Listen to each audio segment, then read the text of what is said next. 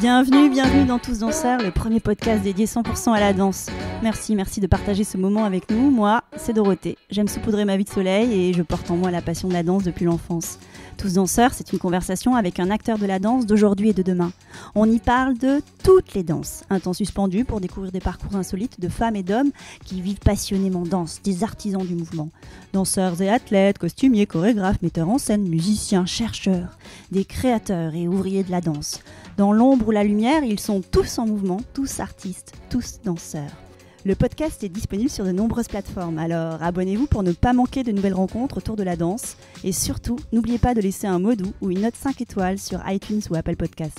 Ah, j'oubliais, n'hésitez pas à m'écrire sur l'Instagram Tous Danseurs si vous avez des questions. Aujourd'hui, je reçois Dimitri Chamblas, danseur, chorégraphe, enseignant et directeur artistique. À Los Angeles, il est directeur de la danse à l'université de CalArts. En France, il a son studio de création. Il a choisi la danse comme véhicule de vie. Il aime être ailleurs pour penser et créer différemment en prenant le soin de s'entourer de ceux qu'il aime, notamment Kim Gordon, Boris Charmatz et Benjamin Millepied. Take Me Home, sa dernière pièce, revient en France, à Chaillot, notamment dans le cadre de son propre Chaillot Expérience, à Luxe à Valence et à la Maison de la Danse à Lyon. On l'écoute avec joie. Bonjour Dimitri. Bonjour. Merci de m'accorder ce temps depuis Los Angeles. Ouais, avec plaisir. Il y a un petit décalage horaire entre nous, mais on arrive à se voir quand même par image interposée. C'est le matin chez toi. C'est le matin chez moi et il y a aussi un décalage de météo parce il y a une grosse vague de chaleur là à Los Angeles. Il fait 41 degrés dans la ville, ce qui est un peu problématique, mais ça on sait un peu ça. Et je parle même pas du désert qui est juste derrière, où là, évidemment, ça monte beaucoup, mais voilà. Ça fait quelques années que tu expérimentes cette ville. Tu partages ton temps à deux moments de ma vie. Le premier, c'est il y a 12 ans, quand Benjamin Millepied est lui-même venu s'installer à Los Angeles et qui m'a appelé en me disant « Cette ville est extraordinaire, faut que tu viennes ». J'ai pris un avion et j'ai passé une semaine avec lui là-bas et c'est... la période durant laquelle il a commencé à réfléchir à LA Dance Project, sa compagnie, et qu'est-ce que c'est que de créer une compagnie. Et il a dit que cette ville était folle et il ne croyait pas à me dire autant. En me disant ça, j'y suis allé et j'ai adoré. J'ai décidé de passer un an et c'était assez formidable. Voilà, de se déplacer, d'être dans un lieu que tu ne comprends pas. Esthétiquement, culturellement, etc. Puis après, je suis revenu en France quand j'ai été nommé pour la 3e scène, de créer la 3e scène à l'Opéra de Paris. Donc là, je suis revenu, j'ai fait ça, que j'ai adoré faire. Et puis à un moment, une fois que le projet avait été pensé, fait, et qu'une trentaine de projets avaient été montés et partagés, alors l'avenir pour moi aurait été plus d'être une espèce de curateur finalement pour animer cette plateforme, ce qui n'est pas mon métier premier. Donc du coup j'ai démissionné de l'opéra à ce moment-là. Et c'est le moment où CalArts, le California Institute of the Arts, cherchait le nouveau doyen. C'est une université qui est complètement interdisciplinaire,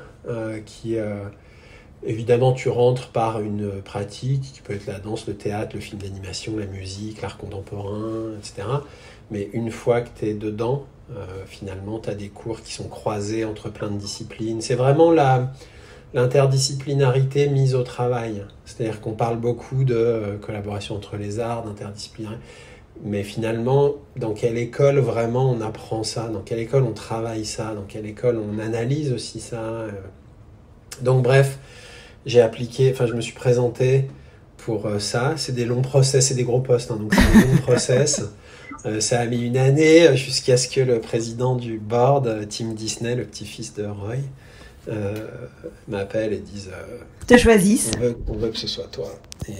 C'est super. Et du coup, j'ai dit j'arrive. Et du coup, ce redépart à Los Angeles, ça fait...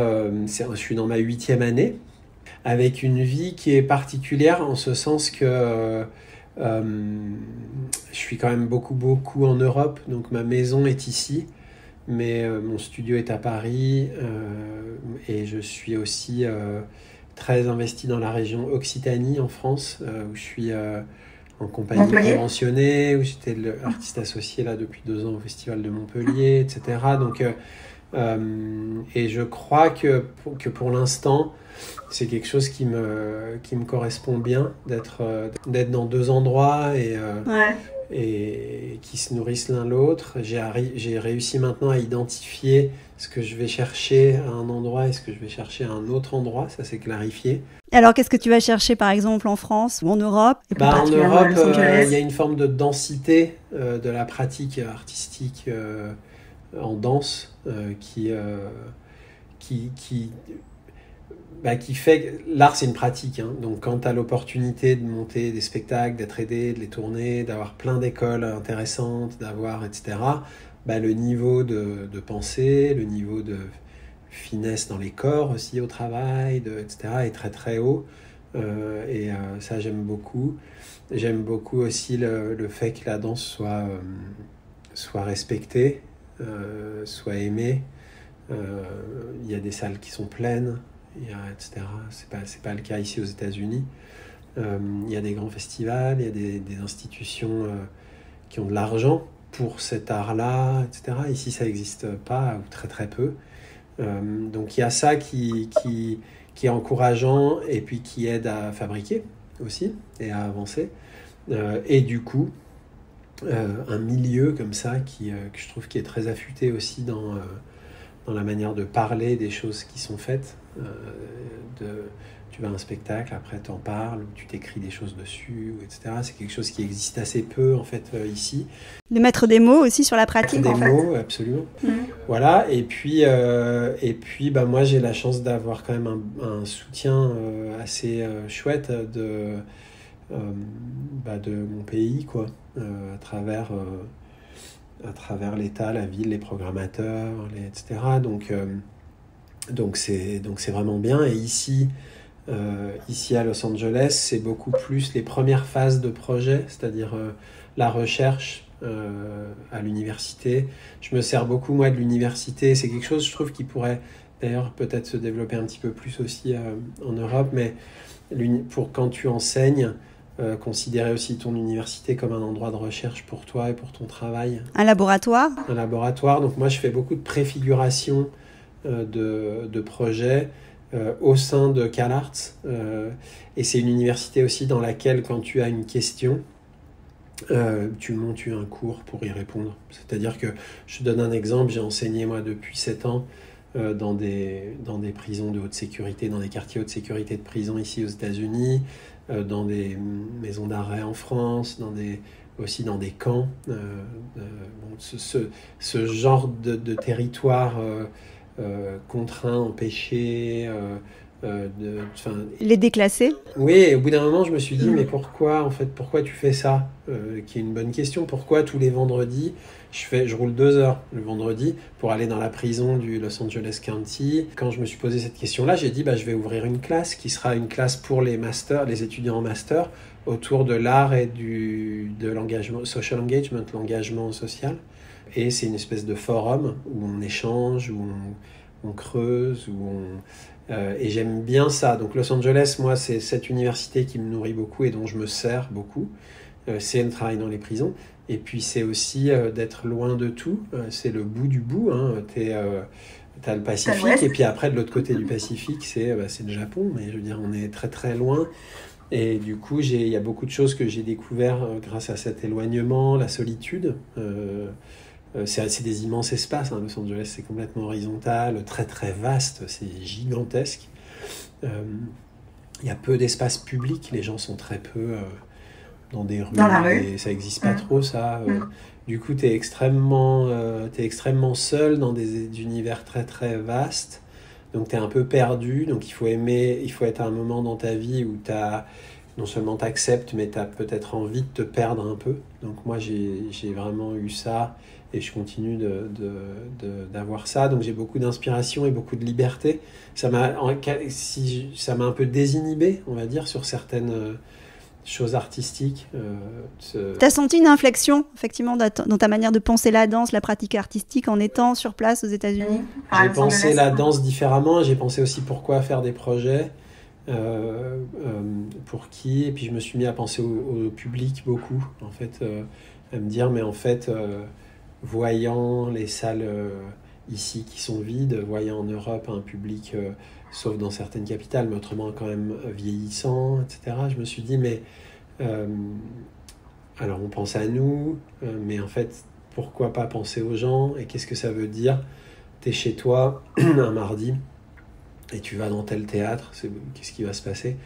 Et je me suis dit, tiens, mais en fait, l'expérience du spectateur, de la spectatrice, du coup, par exemple, c'est de là qu'est découlé pour moi le fait que Take Me Home, la pièce qui arrive là à Chaillot et à la Maison de la Danse et tout ça, à Valence et tout, je me suis dit, en fait, j'aimerais qu'il y ait plusieurs manières qu'on se rencontre à l'intérieur de ce projet-là.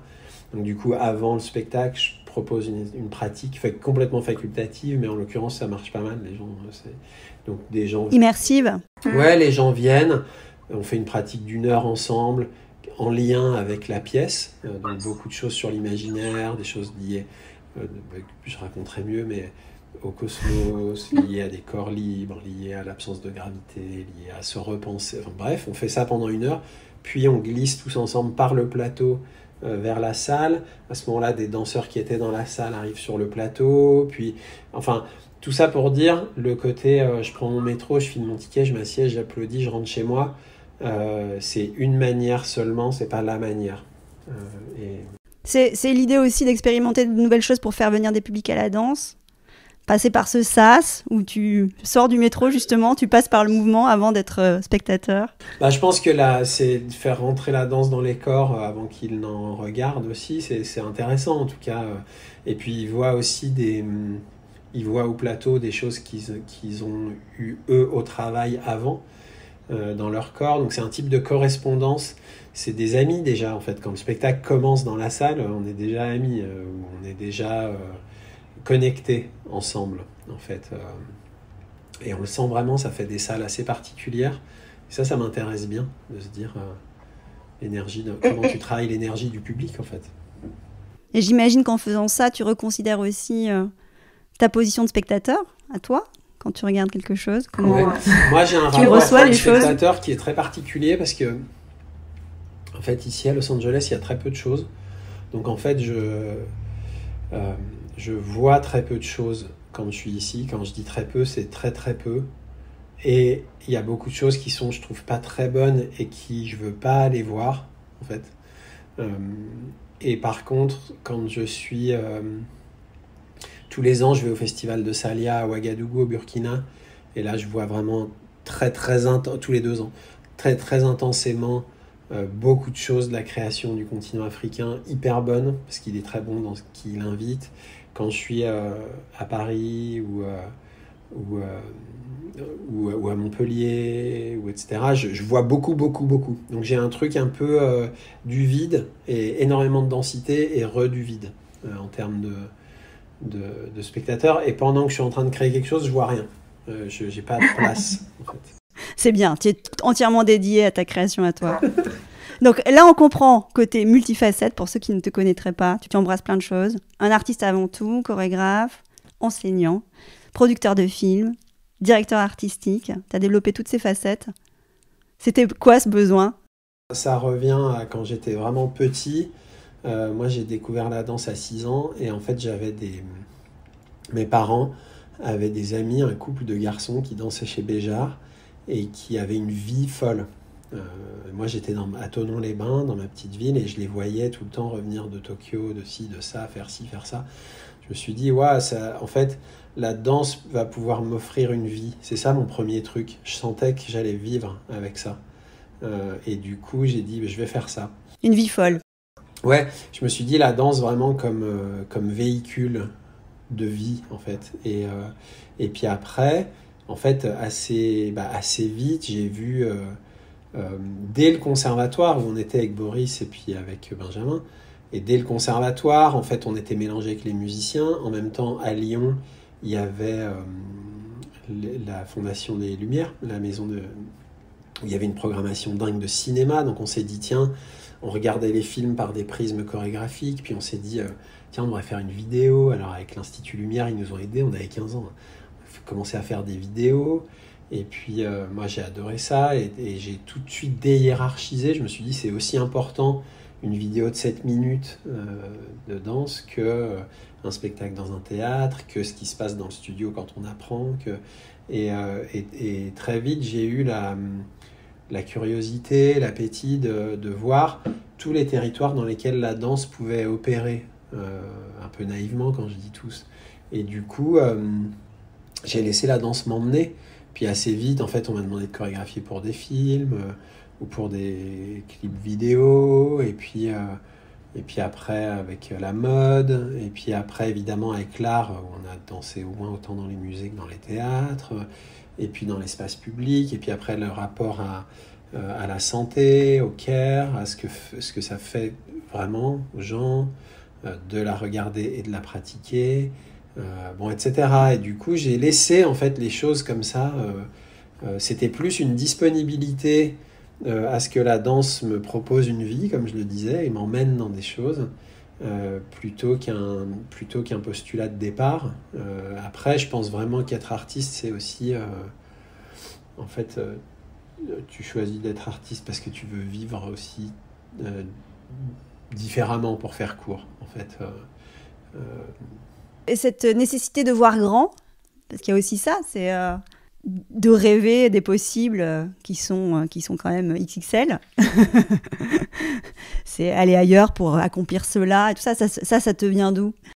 Moi, je pense que la tonalité était donnée très vite parce qu'en fait, à 10 ans, moi, j'ai quitté ma famille pour aller à l'Opéra de Paris. Et en fait, quand tu as 10 ans, tu quittes la Haute-Savoie, tu vas à Paris.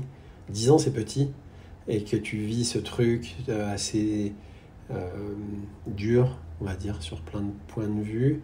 En fait, après, quand tu as fait ça aussi jeune, que tu n'as plus ta famille avec toi, et tout ça aussi jeune et tout, après, les enjeux de changer de pays, monter un projet, faire une boîte, monter un gros truc, c'est pas très gros par rapport à ce qui est de... Tu vois ?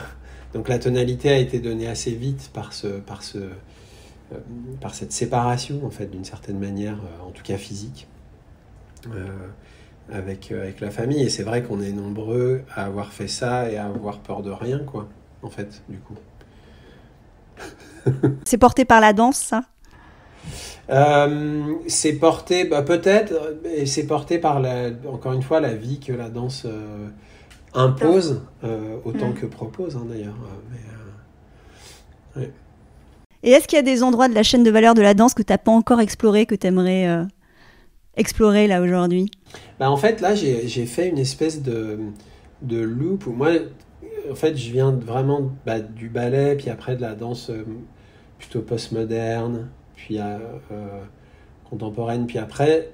Une grande partie de mon travail a été sur des corps de non-danseurs,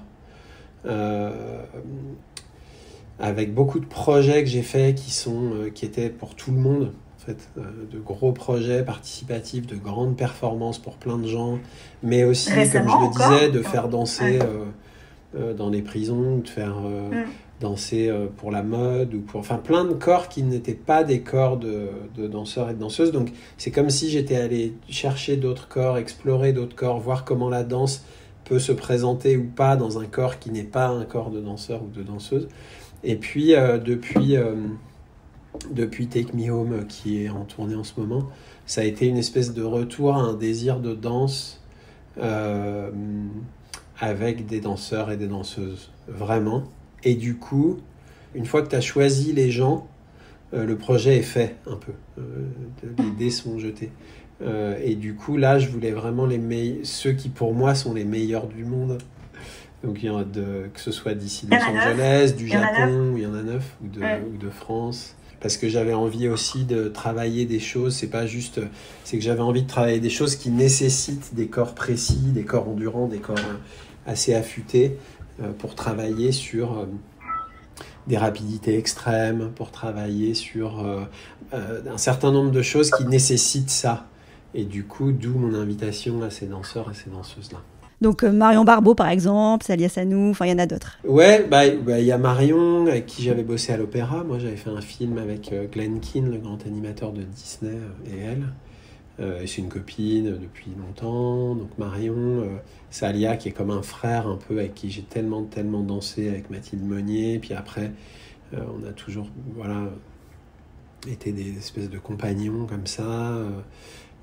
Marissa Brand, qui est une danseuse d'Ella Dance Project.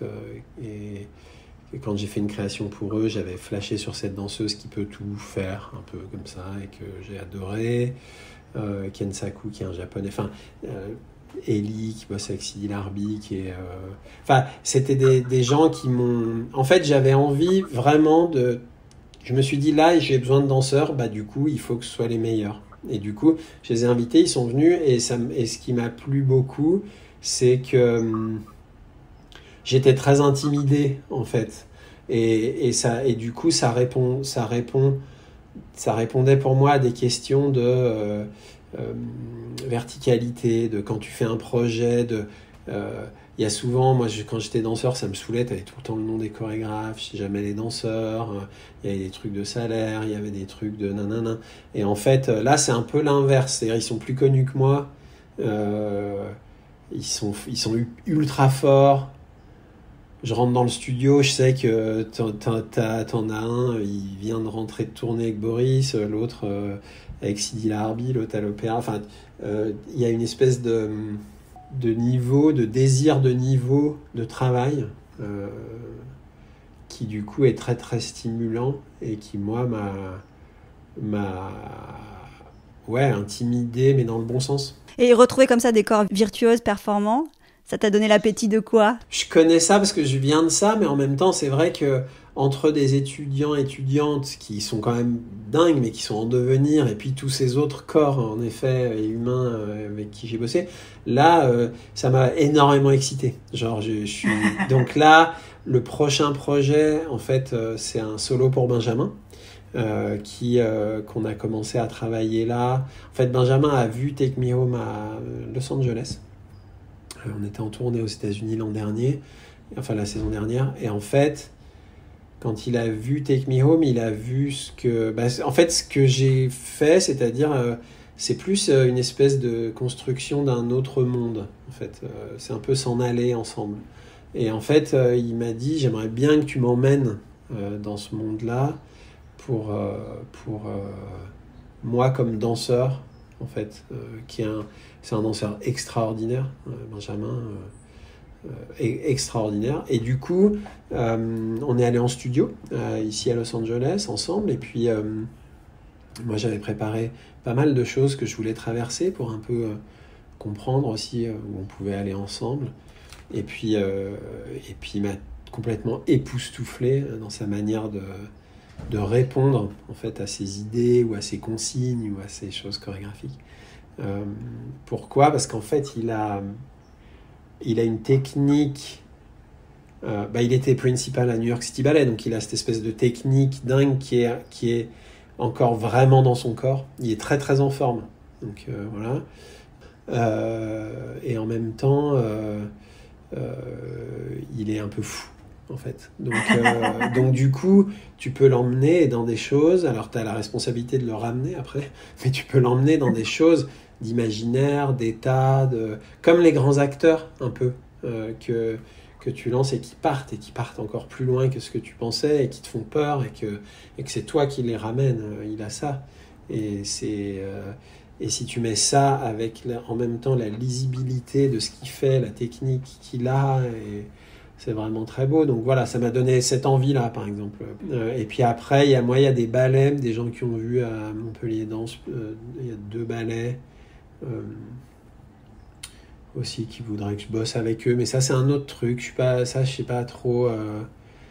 Comme je disais tout à l'heure, une partie du travail pour moi, c'est de choisir avec qui et dans quel contexte. C'est de créer ça aussi.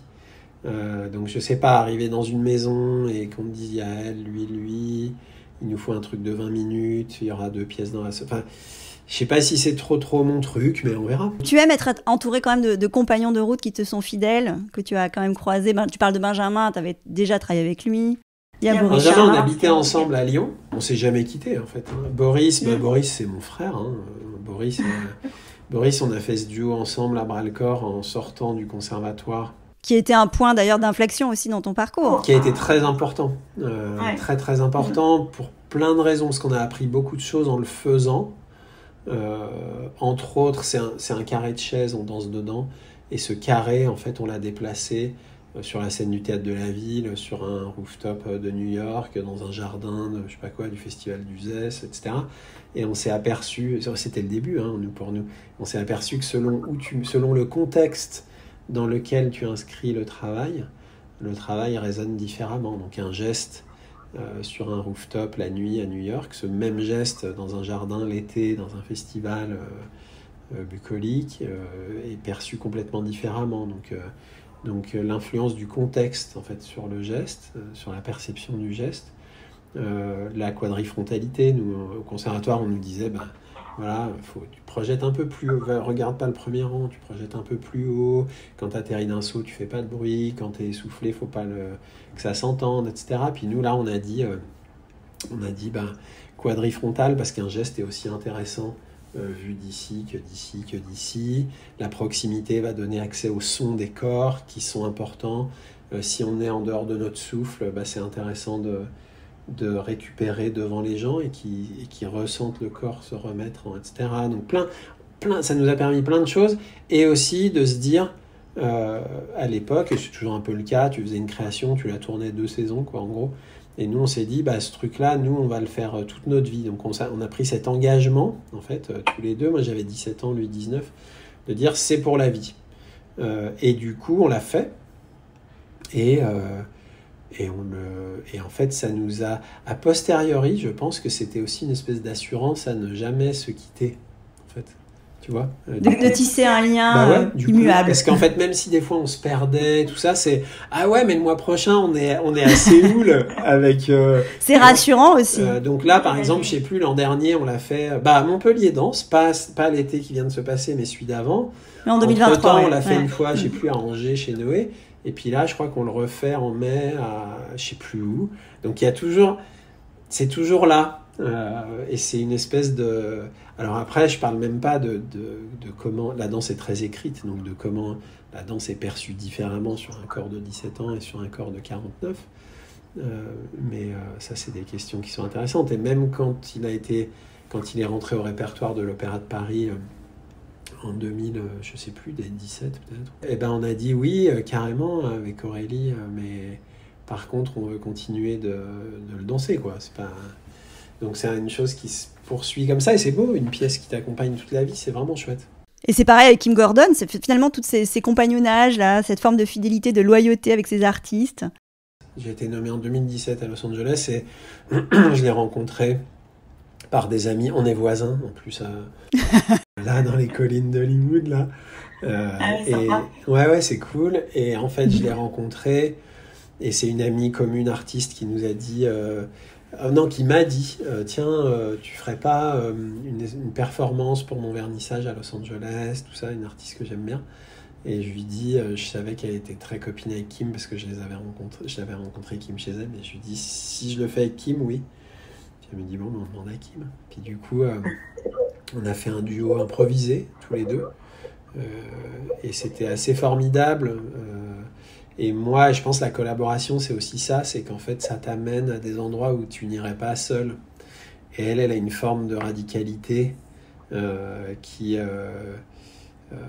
m'inspire énormément, quoi. Et du coup, donc on a fait ça, on l'a tourné un peu, on l'a fait un peu à Paris d'ailleurs, au Louvre et à je sais plus où.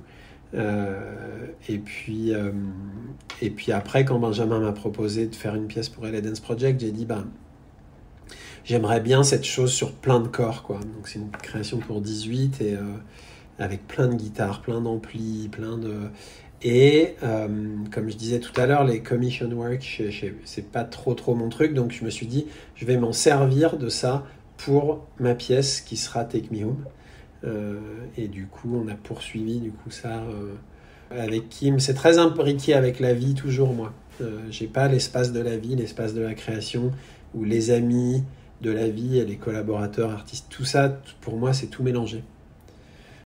Et tu ne cesses de faire des ponts aussi entre les pratiques artistiques, notamment là, via la musique de Kim et la danse et d'autres formes d'art. Tu travailles pour des grandes marques, mais tu travailles aussi au service On parlait de ceux qui sont pas dans la lumière, qui sont en marge de la société.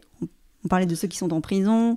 Le film que ta compagne a fait sur Dancing in the Yard. Ouais. Et puis Take Me Home aussi, qui parle aussi des déclassés, de ceux qui n'ont pas de maison. Finalement, c'était un peu ton point de départ. Ouais. Pourquoi cette nécessité de... Enfin, quel est l'équilibre entre tout ça? Tout à l'heure, tu en parlais un petit peu, mais... Déjà, moi, je hiérarchise pas du tout les choses d'une manière générale. C'est-à-dire, c'est pas... tu fais la direction créative pour Chanel, c'est cool. Par contre, c'est quoi cette pièce bizarre que tu... Ou l'inverse, ou putain, ta pièce, c'est vraiment...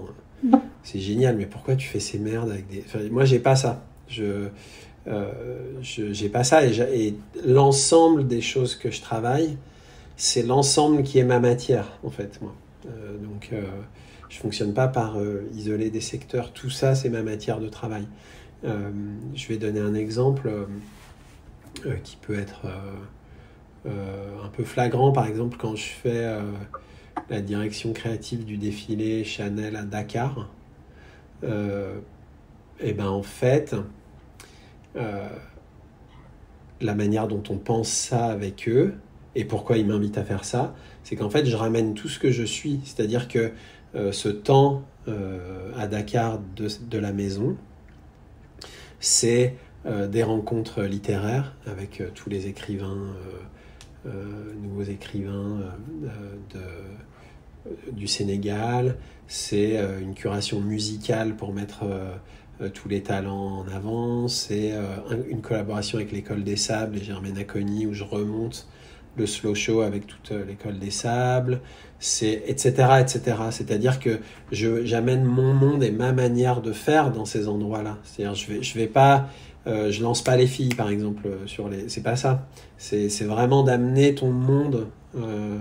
Donc c'est pour ça que j'arrive vraiment bien moi à faire communiquer ces choses-là. Tu peux te dire je vais m'enfermer tous les vendredis dans une prison là, mais en fait j'ai fait de cet endroit vraiment un endroit de création. J'ai invité Peter Hugo, le grand photographe sud-africain, à venir travailler avec eux. Manuela est venue faire un film. On a amené les journalistes du New York Times pour qu'il y ait des stories faites sur ce qu'il est en train de faire pour aussi aider les mecs à avoir des visibilités pour qu'ils soient rejugés, etc. Donc c'est pas, je travaille pas sur le cliché de la mode, il fait marcher des filles, les prisons, il leur fait de la méditation, les nanana. En fait, c'est beaucoup plus... je suis moi-même avec la pluralité de tout ça, voilà, dans chaque endroit où je vais. Super. Et du 18 au 21, t'es à Chaillot, pour le Chaillot Expérience. Ouais, Chaillot le spectacle, et puis le week-end, c'est Chaillot Expérience. Donc 3 jours avec toi. On a tourné déjà, on a fait un peu la Belgique et tout. Après, on était aux États-Unis, au Mexique. Cet été, on était plutôt revenus en Europe avec Montpellier Danse, Spoleto, tout ça. Et là, en fait, on fait un petit temps d'automne qui commence par Chaillot, où on fait plusieurs représentations et on fait en effet ce qu'ils appellent Chaillot Expérience, qui est durant le week-end, là en l'occurrence des Journées du patrimoine. Et pendant ce Chaillot Expérience, on a comme artiste la possibilité de beaucoup de liberté en fait, la possibilité de... T'as les clés de Chaillot là, tu prends la main sur Chaillot. Et d'utiliser les espaces très très librement, hein, c'est hyper appréciable et moi ça m'a donné aussi l'opportunité de montrer certaines choses que je prends en charge moi, mais j'allais dire aussi et surtout d'inviter des gens, d'autres artistes à venir et montrer des choses. J'ai voulu un thème Body Live, Live Music. Ouais, Body Live, Live Music, ça veut dire qu'en fait j'ai voulu qu'il y ait une cohérence avec Skate Take Me Home et ma collaboration avec Kim Gordon et la présence de musique performée par les danseurs, cette relation encore très avec de l'invention encore possible, de relation entre la musique et la danse, qui est un des cours que j'enseigne à l'université de CalArts, avec 12 compositeurs, 12 danseurs dans l'espace, et on tisse plein de liens, de manières, de nouvelles formes, etc. D'interagir avec les musiciens, avec la musique. Ouais, ou le corps du musicien. Moi, la première fois que j'ai rencontré Kim pour bosser ensemble, elle m'a mis une guitare dans les mains et un micro. Hein. Donc, et elle danse très bien. Donc, c'est beaucoup plus complexe et intéressant que se dire tiens tu joues et moi je danse. Et du coup ce Chaillot Experience va être beaucoup autour de la musique et de la danse. Par exemple, nous on donne beaucoup en danse des masterclass avec plein de gens et tout. Je me suis dit tiens si on traduit ça en guitare électrique ça fait quoi? Donc là par exemple un des temps qui est proposé en pratique pour les gens, c'est tu viens avec ton ampli, ta guitare, et il y a une masterclass où il y aura 30 guitares électriques avec 30 amplis, et c'est comme nous on fait en danse, mais avec des guitares électriques. Avec Alexandre Meyer, il y a Victor Jacob, qui est ce jeune chef qui a eu les victoires de la musique là, comme chef, et qui est le résident du jeune ensemble à l'Opéra de Paris. Et Victor, lui, va venir faire espèce de grand workshop impro vocal avec tous les gens qui sont là et qui veulent le faire.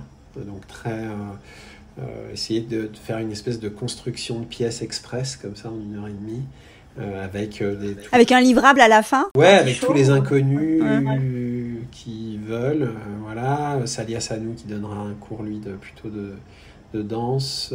Il y a une session de performance aussi que tu proposes. Et après il y a plein de performances. Il y a César Vessier avec une fois avec Marion Barbeau et une fois avec un batteur. Il y a Zoé Guédard qui est une artiste géniale qui travaille avec le textile, qui est aussi une historienne de la mode et qui va faire une grande performance pendant tout Chaillot Experience avec tous les... En fait, vu qu'ils sont en travaux, la grande salle, il y a des mètres et des mètres de piles, de pendrillons, etc. Et elle travaille sur le pliage beaucoup. Donc elle va beaucoup travailler dans les espaces avec ces immenses étendues noires et la chorégraphie des pliages de ça. Il y a des concerts. Emily Wells qui vient des États-Unis là, qui fera un concert. Il y a une grande improvisation à la fin. Tous les gens qui ont participé, tout le public, tous les gens de Paris qui veulent venir, on va faire une espèce d'immense jam comme ça, tous ensemble. Enfin, il y a beaucoup de trucs. Ce Chaillot Experience, tu l'as imaginé avec Lucie Lucie, qui est une danseuse que j'ai rencontrée il y a quelques années quand j'enseignais à Camping, au Centre National de la Danse, et qui est venue à la fin et qui me dit « Mais moi, ce que je veux faire, et c'est pour ça que j'ai pris toi, c'est je veux faire ce que tu fais. C'est-à-dire, je veux que ma danse m'embarque. » Voilà. Et je lui dis, elle voulait faire un stage. Je lui dis, mais tu sais, moi, je fais pas ça. Moi, je suis tout seul. Je sais pas. Puis je lui dis, mais par contre, je peux te prendre des fois comme assistante. J'ai pas mal d'assistants et d'assistantes vu que je fais quand même vachement de projets, quoi. Et du coup, j'ai commencé à travailler avec elle. Et elle est talentueuse, très structurée. Et c'est aussi une autre génération. Je sais même pas quel âge elle a, Lucie, mais pour le coup, moins de 30, elle doit avoir 25 ans, 26 ans. Elle a fait le conservatoire supérieur, donc elle a une espèce de monde, réseau, etc., qui n'est pas le même que le mien. Et pour moi, c'est hyper important. C'est aussi pour ça que je suis à l'université. D'être aussi au plus près de la jeunesse, en fait, de ce qu'elle porte. Ouais, et puis de leur donner les clés. Parce qu'en fait, souvent, c'est tiens, ce serait pas mal d'avoir l'avis des étudiants sur nanana, ou tiens, cette jeune nanana, elle pourrait assister, je sais pas quoi.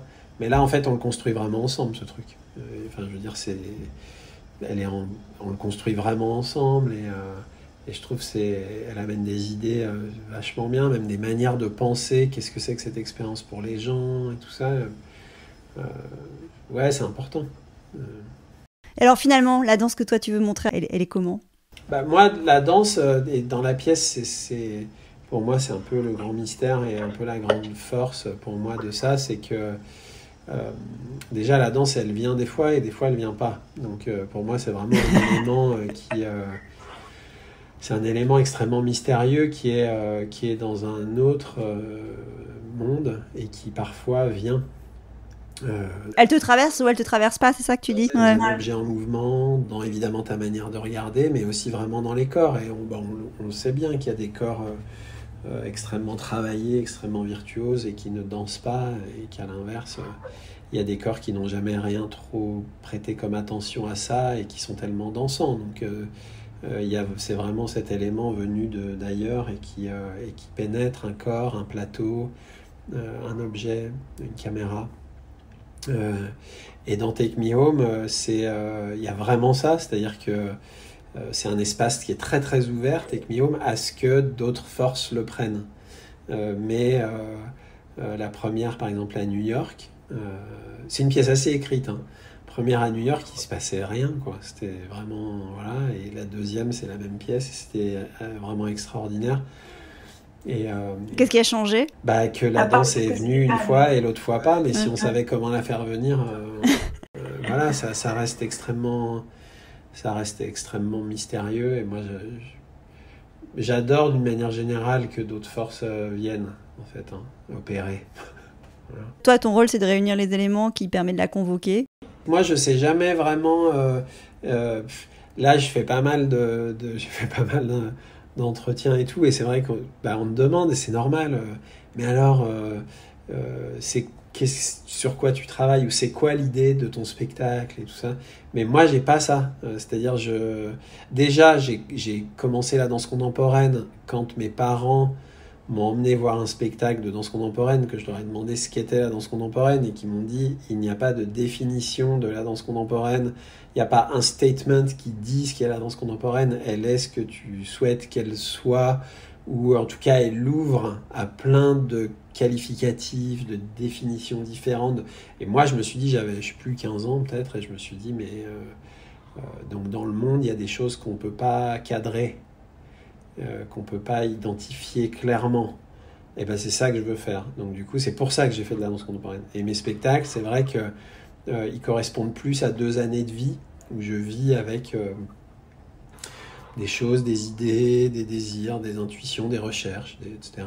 Une temporalité. Et j'arrive avec ça dans le studio. Donc là, Take Me Home a autant à voir avec mes conduites la nuit en sortant très ému de la prison, et ces silhouettes que je vois et où je leur imagine des vies, des danses, tout ça. Ça a autant à voir avec ça qu'avec des espaces de télépathie qui sont dans les prisons. Ils font ça. En fait, ceux qui sont en prison à vie, tu vois, qui ont 100 ans, 110 ans, 120 ans en fait, ils communiquent comme si, par exemple, je te dis, quand on va raccrocher, un quart d'heure après, pense à moi, et moi, je penserai à toi. En fait, on va continuer d'être ensemble. Eux, ils font ça beaucoup. Donc moi, ça m'a inspiré énormément, cette espèce de voilà. Après,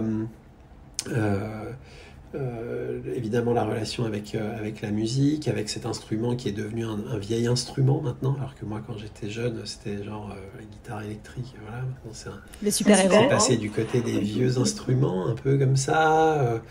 Bref, c'est fait de plein de choses avec lesquelles je vis pendant 2 années. En effet, les gens perdus, la solitude, la présence de ces corps que je vois la nuit, qu'on ne peut pas identifier. Donc on travaille beaucoup sur l'identité, puis l'anonymat. Des images aussi qui te traversent. Des images qui me traversent. Donc moi, c'est vraiment...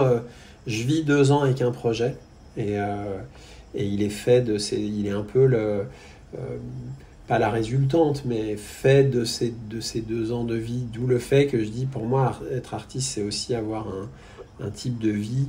Et je pourrais pas être, je sais pas, notaire à Saint-Cloud et faire ce que je fais, parce qu'en fait, je saurais pas quoi... Mais c'est dans mon fonctionnement à moi, hein. Bernard Heidsieck, par exemple, le plus grand poète sonore, il était banquier, hein. Donc c'est juste moi qui sais pas faire ça. Moi, j'ai besoin de vivre des trucs et d'aller dans des environnements bizarres et de venir vivre à LA comme ça, être paumé. Enfin, j'ai besoin de ça pour que... voilà. Donc d'être déplacé, tu as besoin de ça. Exactement. Ouais.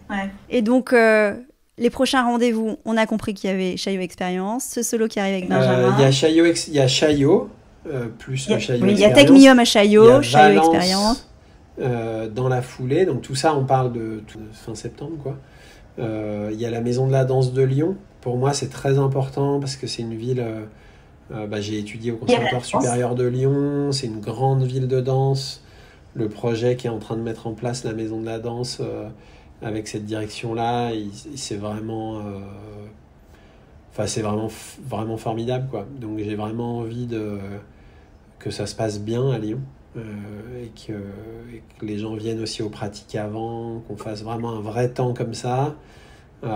Et puis après ça, je serai... Enfin, d'abord, la semaine prochaine, je fais Fontaine à New York. Ça, c'est une performance, voilà.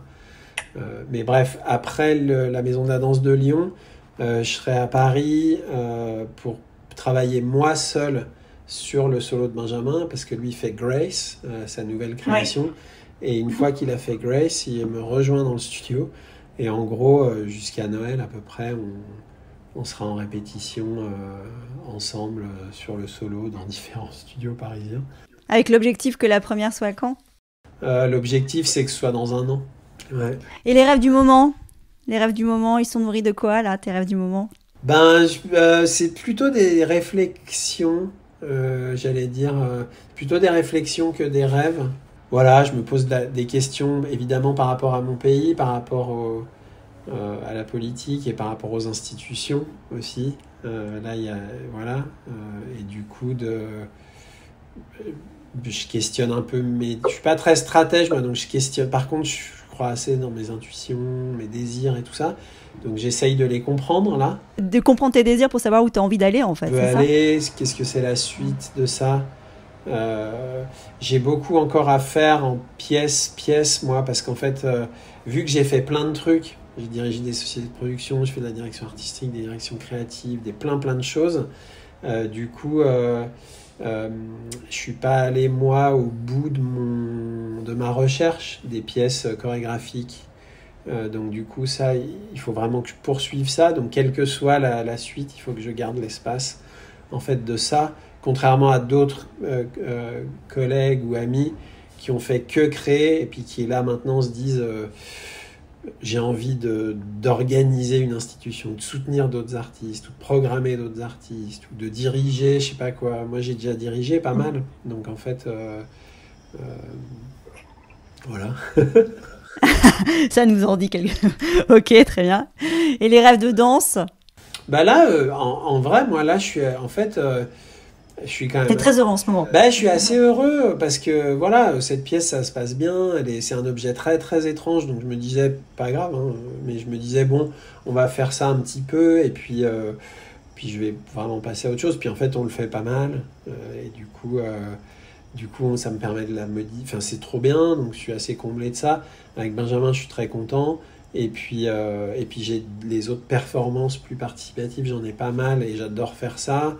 Et l'université, puis tout le travail avec la mode qui se poursuit, etc. Donc voilà, après, il faut que je pense à la prochaine création après Benjamin. Quel type de monde c'est, comment c'est quoi ça ? Mais je suis assez bien et je prends beaucoup de temps de recherche vraiment sur le mouvement, vraiment, là. Donc par exemple, une fois qu'on aura raccroché, je pars avec CalArts, où je vais bosser avec Ashintia, que vous pouvez voir sur Netflix. Il y a eu un doc sur lui, c'est un très jeune danseur indien. Et il y a eu un doc sur Netflix que c'est un danseur indien de ballet, tout jeune, prodige.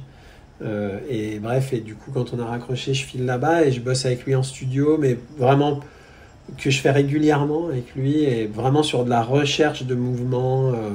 Et du coup, se permettre ces temps-là, pour moi, ça c'est un peu Pour le coup, c'est un peu un rêve. Il n'y a aucune pression, c'est juste...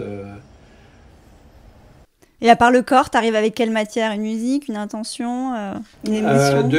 Normalement, j'arrive avec des histoires. J'écris des livrets, moi, comme en ballet, donc qu'on ne reconnaît pas du tout. Hein. Mais Take Me Home, il y a toute une histoire, alors que c'est pas du tout... C'est tout sauf narratif, c'est très horizontal, il n'y a même pas d'arc dramatique, la fin ça pourrait être le début. C'est un peu raide dans ce sens-là, c'est que tu attends un truc qui arrive jamais, enfin c'est pas évident. Hein. Mais moi, le point de départ c'est des histoires, très naïves, comme des histoires pour enfants. Donc je crée des personnages qui sont des arbres, des fontaines. On fabrique une maison avec des corps et il y a une fille qui vit dans la maison. Au début, c'est que des trucs comme ça, moi. Hein. Et en fait, on reconnaît plus du tout ça et puis ça devient des danses. Mais souvent, les points de départ, c'est ça. Et j'ai voulu modifier ça en bossant avec Benjamin qui, lui, travaille beaucoup avec la musique puisqu'il vient vraiment de Robbins, Balanchine, d'une école où la danse est une espèce d'aspect visible de la musique, pour faire très court. Mais en tout cas, et moi je l'ai vu quand on était en même temps à l'Opéra de Paris et qui faisait sa pièce là-bas.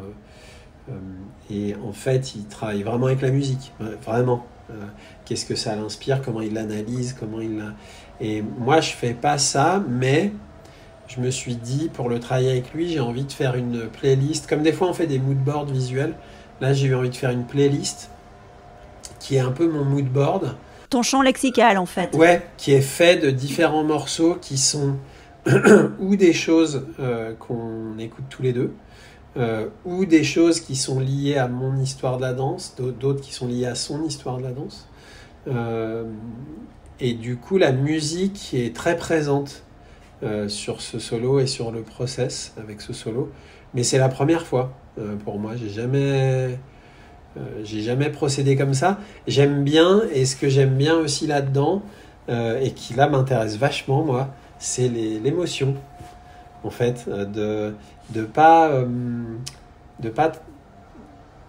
évidemment des choses qui sont très sur le mouvement, sur des textures, sur des manières d'initier, de terminer, etc.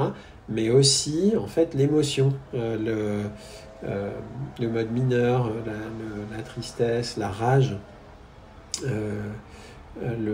sais pas quoi, le bien-être, le rire, l'extase, des choses comme ça.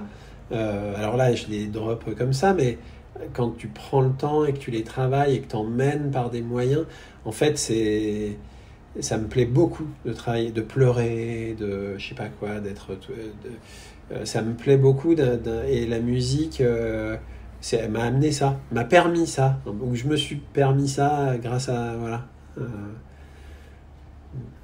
Trop bien, merci infiniment Dimitri. Il y a des choses que tu veux rajouter, des petits mots, des grands mots, des choses qu'on n'aurait pas évoquées, qui sont importantes pour toi et que tu as envie aujourd'hui de partager? Ouais. Non, moi j'ai l'impression que c'est une chose un petit peu plus... c'est peut-être une chose un peu plus... comment dire... moi je pense vachement là aux jeunes générations, quoi, mais à notre art et à se dire qu'est-ce que tu lui souhaites à cette jeune génération qui arrive ? Comment ils vont pouvoir... Enfin, ils se débrouillent très bien, c'est pas ça, mais comment on va aussi pouvoir continuer de considérer que c'est important. Et quand je dis ça, je pense autant à... Moi, je pense qu'il faut leur donner le pouvoir, beaucoup plus, en fait. C'est ce que je disais tout à l'heure sur des institutions. Moi, en fait, la chronologie normale qu'on m'avait racontée, de dire, en fait, tu découvres la danse, tu apprends à danser, puis tu danses dans des compagnies, puis tu te mets après à enseigner ou à chorégraphier, puis tu disparais. Nous, on a tout fait dans l'autre sens, et ça marche aussi. C'est-à-dire, on a commencé en faisant nos pièces, avant de danser pour d'autres gens. Moi, à 20 ans, j'enseignais en Chine parce que le Ballet Atlantique, Régine Chopineau, à l'époque, avait un partenariat. Elle m'envoyait 3 fois par an là-bas. Je disais, mais je suis pas prof. Elle dit, non, mais t'es un corps dans l'espace, avec une culture chorégraphique, ça va se passer. En effet, ça se passait. Donc, j'enseignais sans avoir du tout de rien sur les sciences de l'éducation. Et c'était une autre manière, mais qui avait une valeur, etc. Donc, d'être playful, de jouer, d'être léger et de jouer avec tout ça. Faut pas qu'on me dise ce qu'il faut faire. Jouer avec ça, d'être multiple. Prends les trucs dans l'ordre que tu veux et voilà. Donc c'est un peu un petit côté universitaire avec la jeunesse de finir là-dessus, adressé à cette jeunesse-là. Mais c'est vrai que vu qu'on est dans un monde un peu d'uniformisation, un truc un peu conventionnel, uniformisé et tout, fuck it, quoi. Ouais. Que le monde soit un vrai playground de tout, en fait. Autrement, on est artiste pour ça. Exactement. Donc, faut pas qu'on se laisse endormir. Super. Voilà. Merci infiniment, Dimitri. Merci pour ton temps. C'était vraiment chouette. Dans une ville ou une autre. Ah bah écoute, déjà moi je serai à Chaillot Experience, je viendrai te voir. Ah bah super, viens me dire coucou, moi je serai là. Ouais, je viendrai voir Take Me Home déjà, parce que je veux voir Take Me Home. Ah bah super, puis, très bien, on se voit là, mais passe comme ça, on se fait un vrai... Ouais. Avec joie. Super, merci infiniment Dimitri. Merci. Salut. Ciao. Salut, ciao. Voilà, clap de fin, à très vite pour refaire danser les mots ensemble le temps d'une conversation. Merci d'avoir passé ce moment avec nous, et n'oubliez pas, nous sommes tous danseurs.